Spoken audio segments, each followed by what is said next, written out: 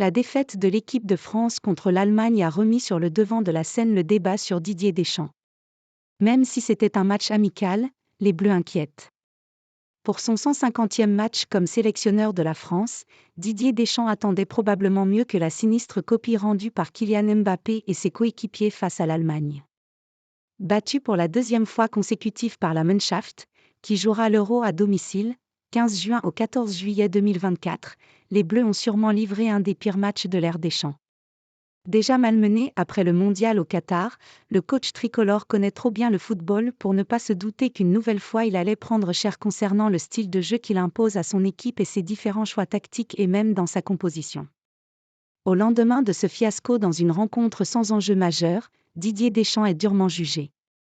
À commencer dans l'after-foot. Didier Deschamps n'échappe pas aux critiques. Dans l'émission de RMC, c'est Kevin Diaz qui s'y est collé. Je vois bien ce qu'il se dit, Didier Deschamps est un gagnant, qu'il va encore nous emmener loin dans la compétition. Mais je rappelle une chose, on a perdu la Coupe du Monde. Et la finale, on l'a perdue de piètre manière contre l'Argentine, même s'il y a un sursaut presque divin dans les 10 dernières minutes qui nous permet d'aller en prolongation.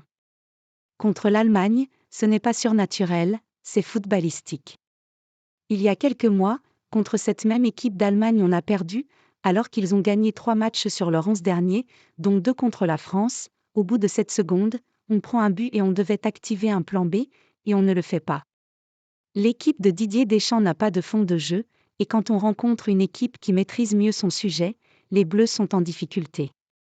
Et je rappelle que Griezmann était là lors de la finale, faisait remarquer le consultant de l'after, lui-même ancien footballeur. Et il n'était pas le seul à rapidement s'en prendre au sélectionneur national après la défaite de l'équipe de France samedi soir. Dans l'équipe, Didier Deschamps obtient un triste 3, soit autant que Jules Koundé et Marcus Thuram par exemple. Des choix initiaux peu payants, peu de solutions quand il a vu que son équipe était laborieuse et des changements tardifs sans impact. Il n'a jamais donné l'impression de pouvoir influer sur le match contrairement au très créatif Julien Nagelsmann, écrit le quotidien sportif. Sur la chaîne YouTube WFC, Hilton Mokolo est lui aussi sévère avec le sélectionneur français. Deschamps niveau analyse, il est toujours dans l'enfumage. Jamais de la vie il va te dire « on s'est fait surclasser », il tape toujours en touche.